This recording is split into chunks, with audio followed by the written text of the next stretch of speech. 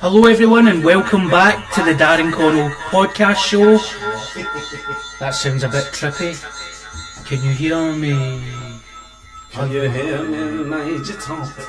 Straight out of the That sounds pretty weird. There's a lot of feedback, sir. Every dog will be like, what the fuck's that? Yeah. We'll just get a couple of seconds. Have we good now just now? It's live right now. That's good. Hiya. I'm just going to sit awkwardly and watch you drink your coke. Well, let's chat anyways, as if I'm totally in control. So,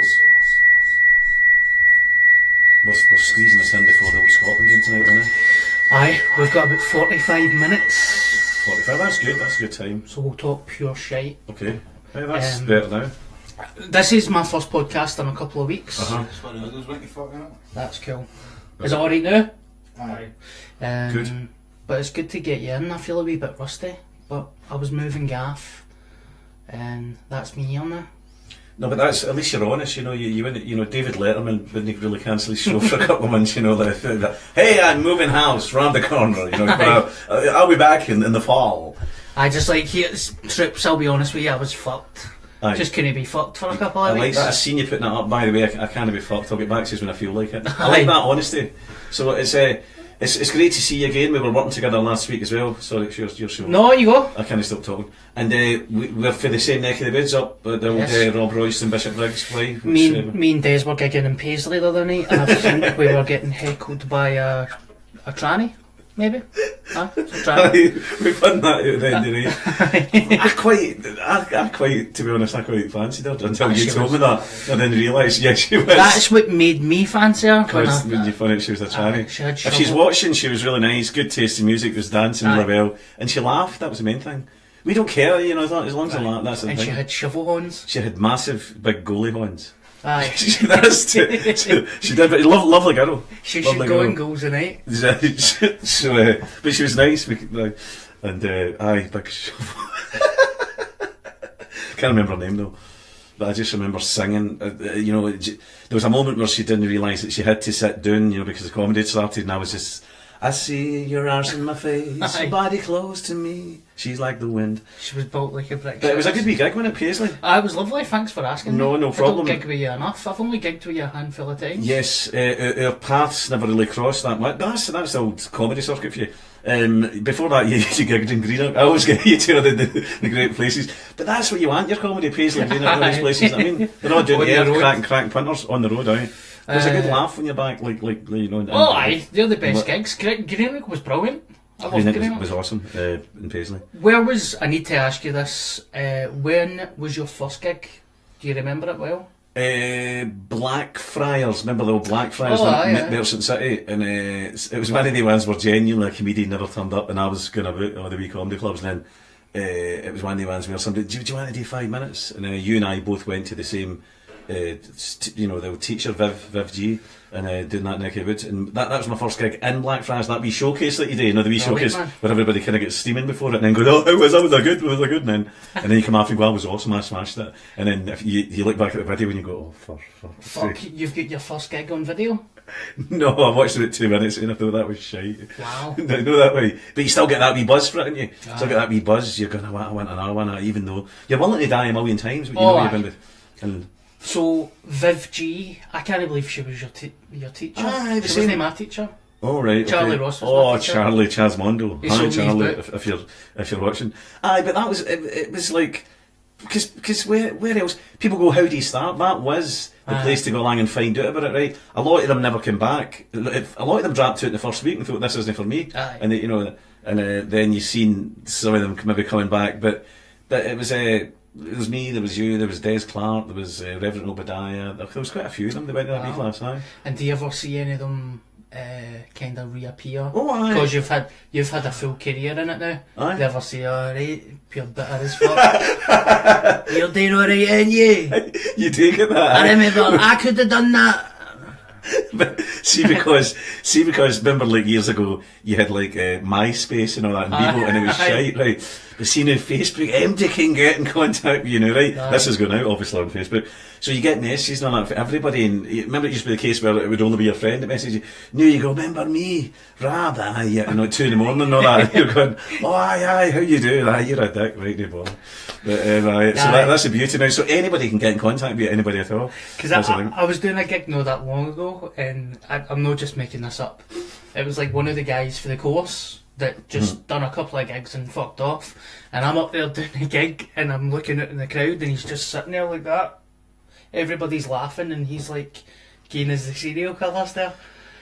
Went to shake his hand after it, he never shook my hand or nothing. It was just bad. Don't know, it was just a weird You've made it and he hasn't. I wouldn't say I made it, but it's just the fact Don't tell her you're doing well. Getting a laugh maybe. But but do you know, I think you could see loads of people laughing, but see that one, just that one, it's just that's the one, isn't it? Yeah, hypnosis by a guy who's just like mental and no enjoying yourself at all. Aye. And you concentrate on that.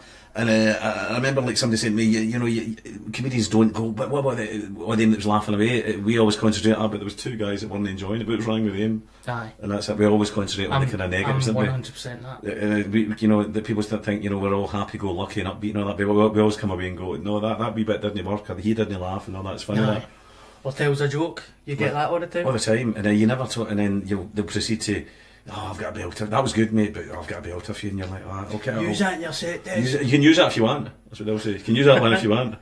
Alright, I'll make sure. You know, you never see guys saying to plumbers and all that, I've got a good way you get to fixing gutters and all that. I've put it in a DIY, but you can use it if you want. It's up to yours. It's always loads. It's always with comedians. I never bother, mate. And then they'll go and tell you jokes that are racist, that are sexist. That you're like, you know, it's incredible what they think that is all right to use. Like that, you know.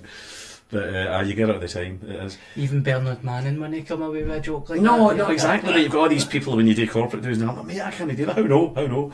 Another one is that we always hate is you get that guy that always goes, you better be fucking funny, by the way, I'll pay good money. Why did you fucking pay money to see me then? And then if you want to bad. I thought you were shite, but you're actually alright. Like, See, another one, when you use, I remember using this, you get a green room or a dressing room or call it what you want.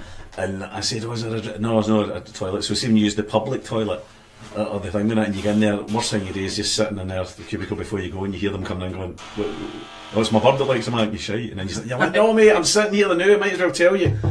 Like that, you know, don't say any more about me. Another one is when you're sitting in a dressing room, like say you're doing a tour, just say it's like, for instance, East Kilbride, or a wee theatre or something like that. Then they always put the speaker on of the people outside who are sitting in the wee bar area, and you can hear them all talking about you. I'm like, get that off.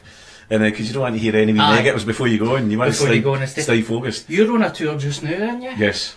My next, thanks for that. See that was a Letterman. That was lovely. It was beautiful. David Letterman, Get it up, you. Darren Letterman. Yes, it's my next one up is a wee place that we mentioned a minute ago, Greenock. The old Beacon Arts Centre, well, the new Beacon Arts Centre, it's only been a couple of years. Fantastic venue, awesome. So anybody down Inverclyde Way, I'm doing a show on Friday the 20th of October, and it's the day I come back from my holidays, so I should be in a good mood, or I might be in a bad mood, because now we get depressed in Scotland when we come back. When we have to come back on holidays, we get depressed. But see, when we're going on holidays, we start drinking 3 weeks before it, don't we? I'm in the holiday mood! Oh, 3 bottles of wine and that stuff, a tenner. Let's get steaming. The diet gets to fuck and stuff. The diet, because you know you're going on holiday anyway. So, we drink too much and eat too much about 3 weeks before it, and then by the time we go away, we're like that. Oh, here we go. So, it'll be the day that I come back and then straight into the gig. Brilliant. Many gigs have you got? Like how big's the tour? Is it 10? I think. Well, I was doing yes, it's kind of a continued for last year.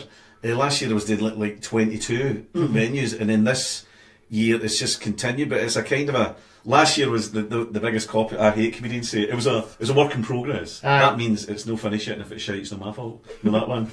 Imagine everybody says that in the work. It was a work in progress. I just left at 2 o'clock. It was shite. I mean, imagine everybody saying that. No, postman. I just went home at 9 o'clock. A big bag of letters. It was a work in progress. So now there's quite a few, but I mean that's the next kind of a big one, and there's more coming off.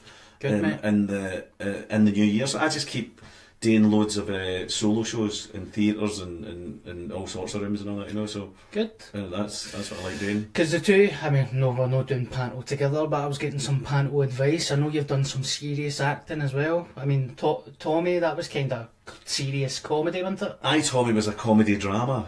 Comedy drama. Comedy drama, call it. That was good, because you couldn't play it off for laughs. It's funny doing Tommy, because like I was the only one in it who like wasn't a real actor, and Colin McCready was an actor. They were all classically trained actors, but the difference was when you're playing Tommy, I would see people coming in late, and I was down to go, "Hey you, hey, what kept you dick?" Right? I was dying to see that, and you could see Ian Patterson and all these guys going, "No, don't say anything." You were dying to go, "Hey, can I get you something to watch?" You know, that news, all this stuff, and the old comedians, two blokes.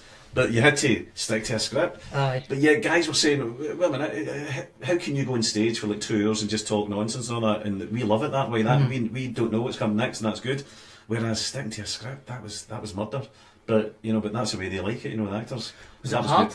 Aye, see, after doing panto, you know, it's just.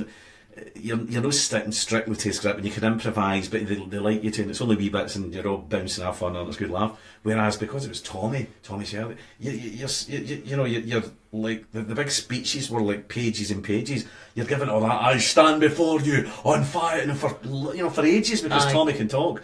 So that was it was hard to get it on. I mean, I was getting home like 8 o'clock at night for rehearsals. God, I can't think straight, and it was like your brain was like mush. But we got there in the end. It was good. You were still learning right up until the last show. You do kind of look like him a wee bit, like you'd know, like a cousin or something. You'd pass as a cousin. Well, when I did tan or that and the grey hair, and I'd lost the stone. I had to lose a stone for it. I lost a bit of stone a bit, and I did look like him. I did really look like him. People were like double takes and all that, and I go, "No, hold on a minute, I thought you had a tag on that, tell me." And it was like that. So that, but it helped, didn't it? When you walked at first like that, you know, they were all, so you were the big man, you were the you know, it was good. And was he kind of happy with it? Was he alright with it? Because some people are mental with. When you do, we were talking about this when you do. Some people are alright when you do impersonations of them, and then other people really. See, if somebody done me, I'd be like, "That's brilliant!" Like it's amazing. Like Billy Connolly, for instance, he met me at Celtic Park. And went, "I hear you do an impersonation of me, and it's very cruel." And I said, "What way is it cruel?" "It's very like me, and you take the piss out you fuckers, like Big Sean." So that was good, wasn't it? And he was digging me up, but saying it was very good at the same time. A lot of people, even like comedian pals. Aye.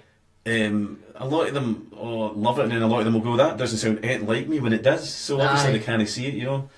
But it's funny, that one, because I think if you do an impersonation of somebody and you're showing them up or exaggerating things, they think that you're just taking the piss out of them. Aye. And it is amazing. Over the years I've watched impersonators doing people, and people will just turn around and go, "That's nothing like me, I don't know it," you know. Aye. It's as if you're kind of showing them up, you know, for all the daft things that they do. But it's silly, isn't it? It's a tribute, it's a compliment. Aye, exactly. You've took time out. As you say, if somebody comes up to you and go, surely somebody must have come up to you in the street and went, "This is Bobby, Scots Ward," and all that. Aye. It's a compliment, it's your character, isn't it? Aye. So it's good. It's a good laugh. Would you ever do panto again? Knew that the Wayne's kind of a bigger and all that, and thing. It kept you fit. And the beauty of panto was, I was a Tin Man in The Wizard of Oz, and I was like Jiminy Cricket. It's good. It keeps you fit, right? But see the beauty, like I was doing 89 shows in the Pavilion Theatre. Fucking hell. 89 shows, and you were doing like Pensioner Wednesday and all that, and and then you were still doing them in like January, like January the 29th. That was I remember doing it right into the very end of January, and you're still singing and all that, you know, and everybody's like. But the beauty is at the very end of it, you know, it's the most depressing time of the year, that 5-week month in January. You're working all the way through it, so you're not seeing that horrible month. Typical Scottish attitude. And then see when you've worked and the money's in the bank, and then you get a well-earned holiday abroad. Aye. It's brilliant. It's great. At the start, learning it and all that, and then the first couple of weeks, you're going, I've got a long time to go. But see, at the end of it, you feel great. Aye, I'm looking forward to it. You'll love it, and it's good carry on as well, and it's good banter. You'll love it. You'll get, the more you do it, the more you'll love the cast. And you get on with them well anyway. Aye. It's your flatmate knowing it, and your best pal in the thing as well, Scots. Tom and Officer Karen. That'll be brilliant. people say, oh, you know, if you work with them, you know, but you know, you still get a good laugh, and you'll have all your secret wee buzzwords and all that. That if you say something to me, you'll be trying to make one another laugh and all that, and then if you do, the punters won't know, you know, and it's funny. It's good. It's a good laugh. Well, I've started to go to the gym to try and get fit for it because I know it's going to be pretty grim. And then when I seen you the other night, and you just says, "What happened to you?" No, I never. No, I never. What's happened to you? You're twisting it now. I seen you last time, and you kind of go up and down, you know, quite easily. So you told me you were going to the gym, but I don't know when that's going to be because so. All right, so you're saying I've not been going to the gym? I can tell that you're ready to get back into shape again. You're saying I'm fucked? Not at all. Hello? No, I'm just saying you kind of... No, it is bipolar kind of weight gain and weight loss. So how do you describe bipolar weight gain? Because you could see me once and I'll be 14 stone, and then 3 weeks later I'll be 25 stone. That's what I was trying to say. It's feast or famine, isn't it? Feast or famine. I meet you and I go, oh look, I never recognise you. Then I meet you again and I go, look at you, svelte man, you look amazing, you look awesome. No, but it is feast or famine with you. I know. You'll not see for 6 weeks ago, oh, you're looking well, and then you go, I went from McDonald's. I've been a vegan. But you can go from McDonald's and actually like that size again. Aye. Right. It triggers, it's called trigger food. But a lot of the time, like on Facebook, you'll go, the crap gig tonight, so I just went from McDonald's and bought like 4 hamburgers and all that. Aye. So you're saying I'm a shite comedian as well now? Every time I do shite, I eat at McDonald's. And that's why I'm fat. That is one of the biggest jokes in the circuit. One of the biggest things every time I shag your ma, she makes me a sandwich. So you've taken that one to a different level. That's good. Aye. You've improvised that one there, aye. No, I do that if I do dye my arse. So if you have a bad gig, it doesn't happen very often, but if you have a bad gig, you go and comfort it. Aye. What if you have a great gig? Do you still comfort it? Aye, but it's a reward. See, that's like the old George Best. Like he says, if he had a great game, he would drink heavily. If he had a bad game, he would drink heavily. So you're doing the same then, except it's no drinking heavily. It's just eating McDonald's. I get it, right? Or kebabs. Or kebabs. Because I don't drink anymore. Because I'm healthy. Well, wait a minute. How can you eat kebabs if you don't drink? Sober kebabs are the best, mate. You can't eat a kebab sober. I've never ate a kebab drunk. Darren, it's scientifically impossible to eat a kebab unless you're pissed. This is why I'm in this mess, mate. Sober kebabs. I've never known anybody. You only eat kebabs if it's 3 in the morning, and your kebabs is the ultimate pissed food. We all know that. I know. But so you're eating them sober? That's amazing. Well done. Don't judge me. Right, do you know where Gulls is? Gulls in Springburn Road, beside Stan's. Oh, I do it. It's the best fucking kebab meat ever, mate. Trust That's me, one of the greatest plugs I've ever seen on a podcast, on anything. That's the best fucking kebab meat ever. Brilliant. You won't hear that about a carpet show tomorrow on the radio. The best fucking carpets in Troon. See, when I was I want to hear that advert, but when I was 16 and quite depressed, because you know everybody at 16 is shite, isn't they? I used to eat kebabs at the bus stop. Did you? I really regret just saying that there, but aye. Kebabs. So, why would you say that 16 was a real... Because you couldn't... You were still at that age where, you know, you're hanging about, like, doing nothing, but as you say, bus shelters, kebabs, you couldn't... And also, you always had a stoner. 24 hours a day. No, you didn't. You were like, oh, who wants this? And then you're actually back reading the catalogue again in the toilet. No, if you couldn't get hold of a Scud book.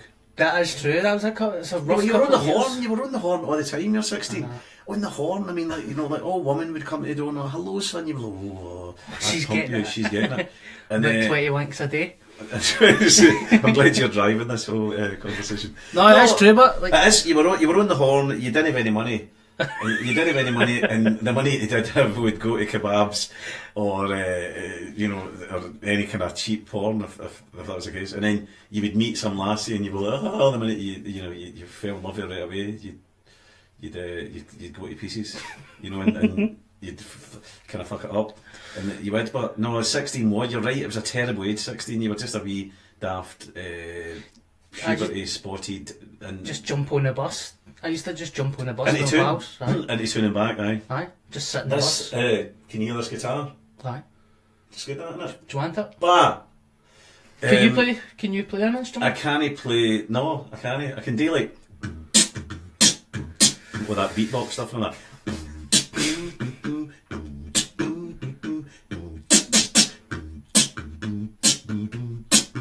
That's actually pretty good. Well, it's no bad, but that's a... See, that's better than some of you guys who are, like, think they're good at guitar, but it's the same old shite. The buskers in Glasgow. Aye. Have you seen the Nicky cunts? Aye. Are you allowed to say cunts, aye? Aye. You can say cunts, aye. Have you actually seen the Nicky Socky Hall Street? The way that's getting me buskers?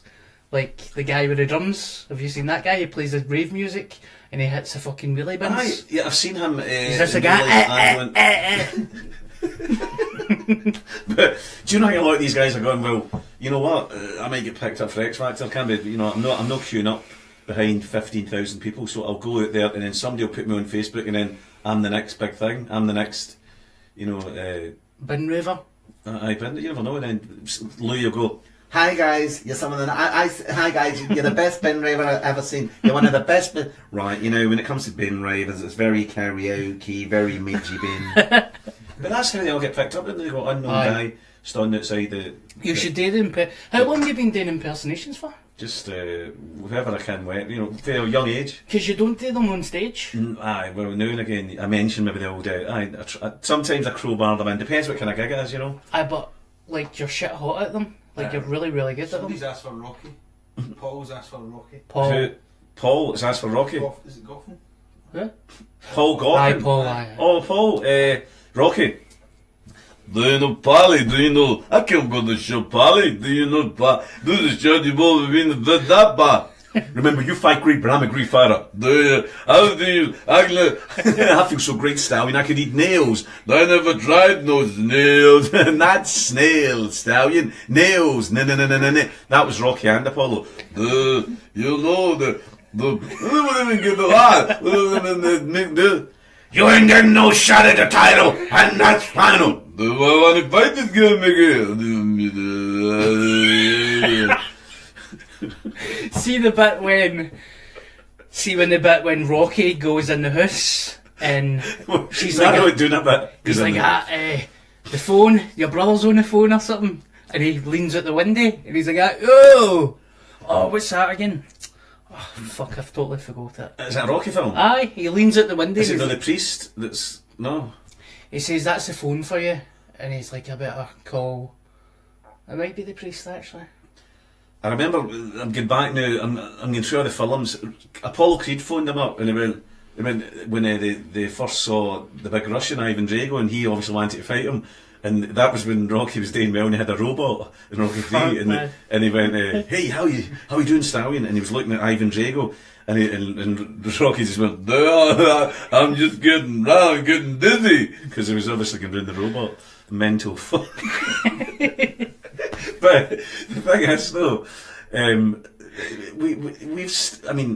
we've stuck with Rocky, we've grown up with Rocky since 1975 right up to the latest Rocky, and Rocky's like 70 now, and you're still be like, yes, what's the next Rambo going to be like, you know? You can just imagine the next Rambo. Hey, get that boy at my garden, you bastard! No! Touchstone Pictures presents Rambo. This time they went too far. Hey, fucking green wheelie bin goes out the mall now, I'll beat your arse, Shack. I mean, what are they going to do? What's he going to do now? I mean, Rambo, we were discussing Rambo 4. I mean, amazing. He just battered the whole army, a country.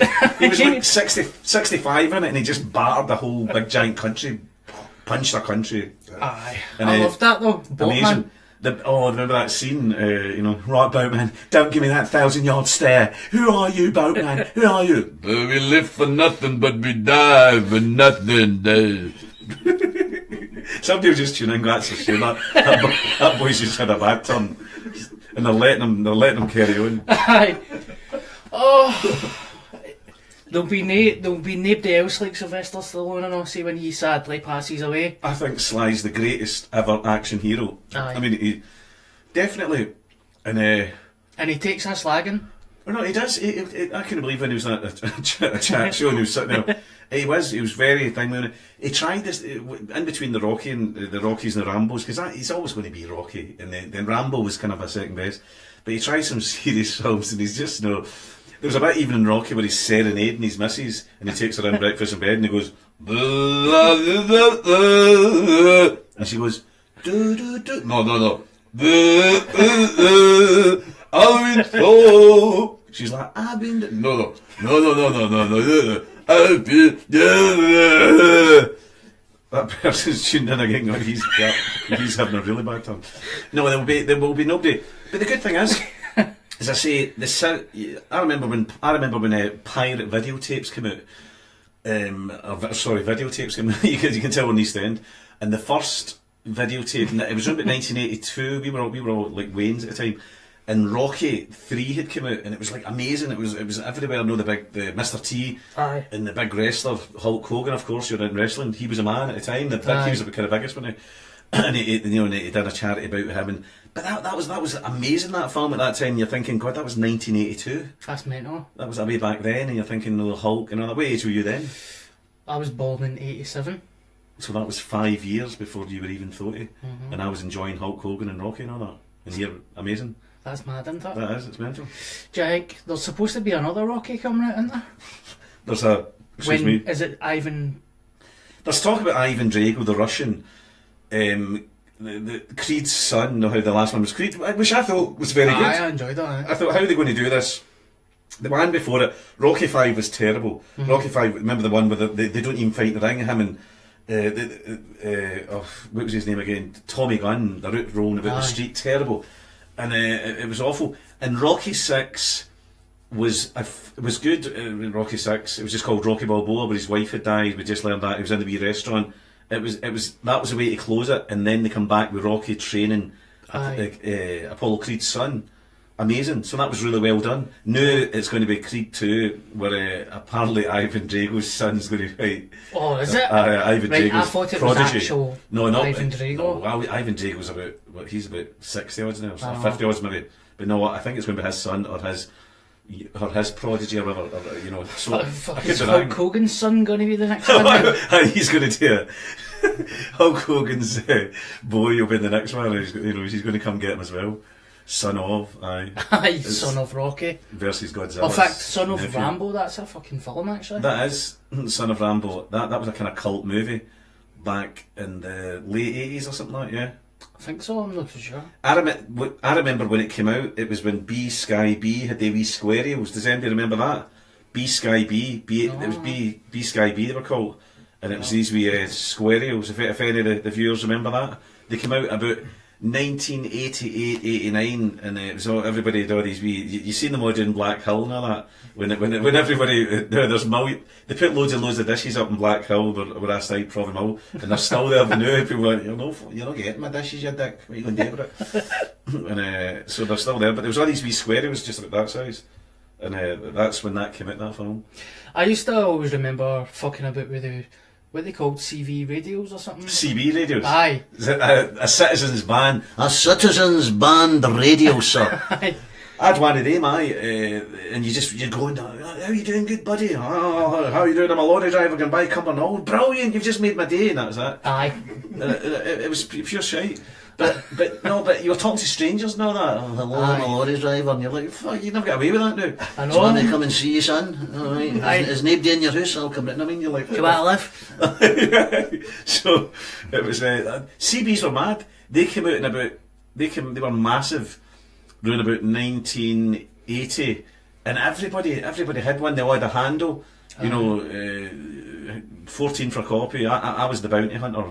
Hey, good buddy, the bounty hunter. And Smokey and the Bandit and all these CB films were out. Aye. All these films, but they were cool. I mean, having your own wee rig and your motor and all that was amazing. I mean, I was too young to drive, but I put it up in the loft, and you're talking to all these punters and all that, just strangers. You don't know who you're talking to. For a bam up and stuff. It could be a serial killer, you don't know. Aye. It's like, we're to the right, mate. So, any other questions? So, Anne Margaret Hamill was asking what other impersonations you do. Anne Margaret Hamill. If you do any other. Who do you want me to do then? Well, obviously the one that I've done loads and loads of. It's decidedly, what's her name? Anne Margaret. Anne Margaret Hamill. Anne Margaret Hamill. It's decidedly brilliant to speak to you tonight. from a wee billiogram. It's brilliant, Margaret Ann, a wee triple barreled number. It's decidedly fucking brilliant. Away you go. Aye, it depends who you like, aye. Spot on. I remember watching your videos doing that, and was it a Jamaican wig you were wearing? No, the wig, the Billy Connolly bullshit tours just went mad on YouTube, and I was getting asked to like present awards to the Fratellis and all that, and all these bands who were out at the time who all loved watching all these Billy's bullshit tours, and they were based on Billy Connolly's World, no, the ones that were on the telly. But the wig was, nobody ever got this. It's a good guess. The wig was a Scary Spice wig. Oh. Scary Spice that I bought down to the inn shops at the Forge in Parkhead. Brilliant. Scary Spice. So there's a Billy Connolly album, and it's the pick of Billy Connolly's like that, right? For this, and he's got that Scary Spice wig on. His hair's like it's the exact same as Scary Spice's, but it's on Billy Connolly. Aye. And I bought this Scary Spice, and everyone's going, "Oh, that's a very good retro Connolly," but it was Scary Spice's. Well, see. And nobody would ever guess, but that's so I bought it in the inn shops for £12 back in the day. You've got to be professional. In shops at Parkhead. Have you still got it? Oh, it's in the boot of my car. Everywhere I go. That's always because you never know when A wee Billy will make somebody's day. It's brilliant to be here. Oh, aye. That's a... No, it's good. No, but I've fooled Sean Connery, Rod Stewart, Joan Rivers, Quentin Tarantino.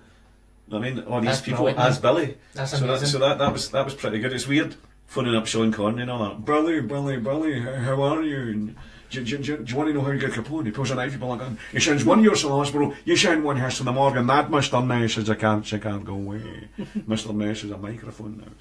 So no, but talking to Sean Connery for 28 minutes as Billy Connolly, that was mental. And he totally fell for it. Aye, and I just... Did he take a bite with that? Oh, well, we thought he was going to, but he didn't, so I thought he can't be listening to me every morning, obviously, so he didn't sue us or anything like that, no. Fair dues. But it was alright. I went down to Celtic Park to collect one of these big cheques, and the real Billy Connolly was standing there raging. McLean, you wee fucker. I'm going to end up apologising the rest of my life for you, you wee fucking... but he thought it was great, and he gave me a big hug, so he can take a joke. Oh, that's good. So that was good. But it's funny talking to all these Quentin Tarantino and Joan Rivers and Rod Stewart. That's mental. Phoning up Rod Stewart and Where's my invite for your wedding? And he's like, Billy, it's all down to my wife. It was like you saying to me or somebody saying to somebody, hey you, and then they're backpedaling, you know. Aye, pure shite it. Aye, so it was weird. It's just funny when you know you're talking to these people, but they think they are talking to somebody else. Mad. They're just one of the trips. Yeah. How did you get into radio? Did you just get... was that always something that you wanted to do? Well, for the days you wanted to do stand-up, I always wanted to do radio as well, so it was good doing what I was doing because that was a cross between the two, the 8-10 sketch and all that. So you got to do all the kind of funny characters and voices and all that, and that was good. Radio was good because you know, like if you and I are sitting here or you're on the stage, people see what they see and that's it. Radio, you know, people can think, oh, that character's a wee Plunge McNugget, or that character's this, or Fast Talk 9. I have to say the guy that said the one's going to come back up here with it. they just think a wee woman in Glasgow. So you can paint all these pictures, and that's a good thing about radio. But no, they were just looking. Radio Clyde were looking for somebody to come along who could do voices, characters, and all that. Oh. And I think they were only doing it for the duration of the Glasgow Comedy Festival. And then they went, "This is quite popular. So 6 years later, I was still there. Brilliant. And then I got pumped. You get pumped. Right, that's a Glasgow term for that. Was it? So it kind of it was fine. It ran its course, and that was it. But the strangest thing was, after doing Tommy on the radio and phoning up the real Coolio and all that, I phoned up Coolio to LA as Tommy. All right, Coolio. All right, it's Tommy here. You all right, Coolio, pal? How you doing? Is that all right? It's no bother, pal. Hey, Tommy. Great. It was amazing. And then I got to play Tommy in that play. I mean, that's bizarre how things work out. Aye, it sort of like grew organically into it, really. That was amazing. So really weird, aye. Funny how things work out. So what about some serious acting? Would you ever kind of step into that? Aye, that was the Tommy. Because you've done stand up. Yes. You've done your radio. You've done panto. Yeah. Then you've done serious Tommy stuff. Yeah. But it's amazing because when you're working with all these actors, they don't. They just do not. They don't. A lot of them don't like the fact that like you're in Squad now acting, and it's comedy, but you're still playing a character and you're really intense. So a lot of actors they don't like it. They don't like the fact that you can jump for just a stand up into acting. No. Yeah. And I've worked with a lot that whereas a lot of actors find it hard to, I mean, a lot of actors I don't think can just turn a stand-up comedian. Whereas when you look at the amount of actors over the years, Billy Connolly, Robin Williams, you know, I mean, loads and loads of stand-ups have went on. Louis C.K. and Eddie Jack Murphy. D, Eddie Murphy. You could be here on it. There's loads, and guys like Robbie Coltrane and all that getting into, you know, dramas and stuff as well. A lot of stuff. But it seems to be a natural thing for a comedian just to move from stand-up into acting. Yeah. It's the acting is good though. It's well, you know yourself. It's funny when you play a part of a certain person, because everybody probably, when they meet you, they probably, right, Bobby, come on, get into thing, and you're I know, because I'm still wearing the glasses. You're still wearing the and that. glasses, and all that, and they're expecting the part and stuff like that. So, no, it's good. The acting's good. I mean, I like it. I like to do it all. You know, I like to. Good. You want as many strings to your bow, and as you know, you've got the panto to look forward to as well. I'm looking forward to it. Is that a long run? Full of December, maybe the first week of January. So it's up in Dundee, and I'm looking forward to it. Right. It's totally. Everybody keeps telling me, "Oh, it's going to be hard," and all that. I want that though. I want to be out my comfort zone. Hard. It's going to be hard in a good way, but you will get. You know, you're working with people that you know well. It'll be a great buzz. And plus, as a stand-up, I'm quite dark, and people know that the podcast is swearing and stuff. And I'm like, well, Panto's going to be kids and. Do you know my biggest fear when I was doing Panto, when you mentioned that? Aye. I kept having these nightmares, and I kept thinking, I'm going to swear to the veins. I went, it's going to happen, this is going to be the day, and there's going to be a photo of me, the Tin Man has Tourette's, some Wayne's going to shout something, I'm going to go, oh, fuck off you. 1,550 Waynes at the pavilion. And imagine, because you always had a mic on. You need to watch, because your mic's always on, and even when you come off stage, what do you make of that? Fuck it, no, like that. And then that's it, they'll hear it. You see that fanny in the fourth row? Maybe because we're used to, it's second nature for us, you know. It's punctuation. But when you're doing a panto, you know, you can't turn around and go, fucking shut up, you. Whereas in a comedy club, you can say it 100 times if you want. It's not. Like we just problem. done last like week. We did last week. That nobody will take offence. There's no. But I couldn't focus, and we Stephen Purden, we shouts at Bob was like, what's wrong? I went, I know I'm going to swear. How? I can just see this, you know, especially because my first line was as Billy Connolly. Billy's always his poetry, and I thought, this first line I'm going to go, away you go, you wee fucker, on stage. But no, you'll be absolutely fine though. But it is amazing though. You need to shine. Good mate. Thank you very much. You just need to stay with all the. You need to stay in mode and focus, and just don't for a minute think you're in a comedy club, you know. No. But, I would get the jail up there. Say my Baby Mermaid impression. Is there any more questions? Gillian Strang Boys just asking for a hello after 2 years to cheer up. Gillian Strang Boyd. Gillian Strang Boyd, hello, how you doing? Hope you're having a nice night. Hi Gillian. That was very sincere, wasn't it? Nice. Paul's, you don't answer this, but he's asking cards on the table. Who's the biggest arsehole at Radio Clyde? Paul. St. Paul. Aye. No, there are cards on the table. Cards on the table, right? Okay. It's in the no, FBI. Actually, all right. I've got a lot of mates here, but you know, it's I can't. What can I tell you? That's like saying, you know, who did you know like in the football team? It's not the players' fault, is it? You know, so it's but backroom staff. Cards on the table. I know. Does he work for Radio Clyde? No, is that Paul Gagan? Aye. Paul's been is he still my Facebook friend? When I ask him. Well, you can he's watching. Oh, Paul, are we still Facebook friends? It's like a 10-second delay, so. Aye, he'll answer in 20 seconds. So you're looking forward to the Scotland game tonight? Scotland game tonight. Well, no, the night in 20 minutes or something, isn't it? Aye. All right. We were just discussing this. Scotland. It's as if Scotland love. Like say Scotland are playing like, you know, like Liechtenstein reserves at Hampden, and everybody's fit. Liechtenstein, you know, half of them have been in a crash. There's there's 9 of them in a dug. It's never going to happen. So that we draw one each, and we get beat 1-0, and then you see Hangman in the back headlines, Strachan thing, they must go, the usual, whatever's the matter, right? And then the next one, they get maybe draw one each away with Croatia, or no, even that, like just say Slovenia, Slovakia, or Slovenia, right? One of the, and then that's it. We're fucked. It's not going to happen. Then they beat France 1-0 or Italy, you know, Aye. and then they're suddenly, hey, wait a minute, you know, we can still do this, and then the big comeback, builds our hopes up, and then they get fucked in the very last. Didn't they? Glorious failures for years. They do it all the time. They've been doing it for years and years. Aye. They build their hopes up, and then they just take it away from us at the last minute. I think they'll get a good result tonight, and then the last one they'll probably blow it. I remember the one Craig Levine. He didn't play a striker. Czech Republic. Got the 4-5-0. 4-5-0. I mean that 5-0. that is just what's the point? That is just a joke in it. That is incredible. You wouldn't even 4-5-0. Unbelievable, No, isn't it? 4-6-0. 4-6-0. A must-win game. We won't play any strikers. Fuck it. See what happens. How long do we need to go to the podcast for the kind of? How long have we got left? About 5 5 minutes. minutes. And Fine. by the way, I still your friend in Facebook. All right. Cheers, Paul. Thank you. I've not heard from him about. You know, like Facebook, as people come and go. Do you know what? Facebook, you'll go like, I've not heard from this guy. He's been quiet, and then they've blocked you or they've unfriended you. You go, yeah, bastard. But you've not had any contact with him for about 2 years. But you're still kind of raging. Aye. So what happened? What are you doing unfriending me? And it's annoying, that, isn't it? Do you ever do that? Aye, I get it all the time. Like people blocking you or unfriending you? Both. But it's annoying because like you've no interest in that person, right, for maybe 3 years, and then you go and I'll check and see what they're doing. Hey, you've unfriended me! How dare you? And then somebody unfriended me the other week there, and I was raging, and I PM'd them, and they went, I've not had any interaction with you. I says, but I still like seeing your posts. No, that was what I do.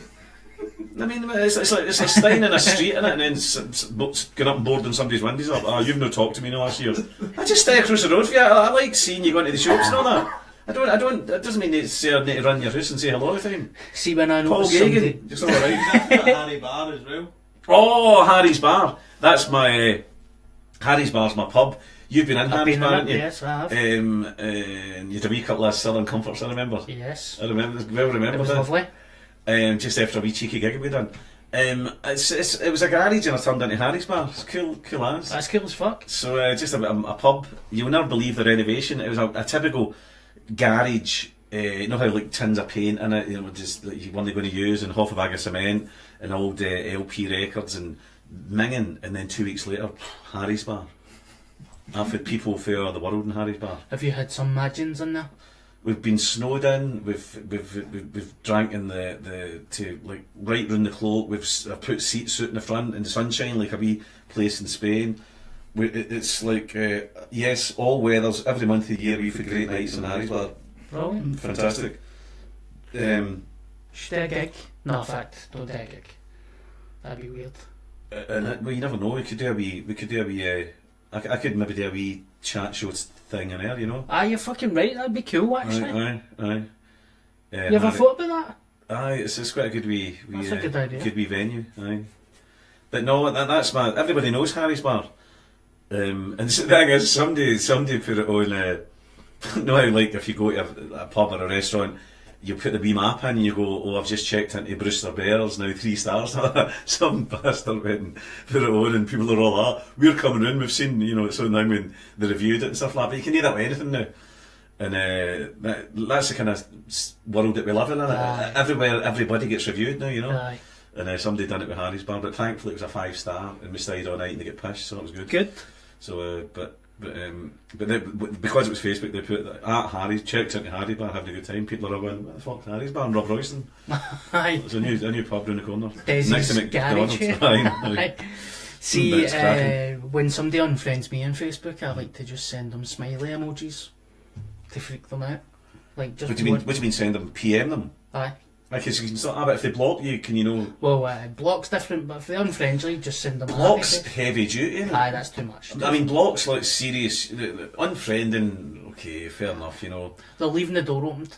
Aye. They want you to try a bit better. I want to be a bit more off you. Aye. But the blocking's heavy. I mean, that's like blocking. But no, but it's the reasons that they give you on Facebook. Somebody will go, I was having a wee clear out. But well, fucking me, didn't clear me out.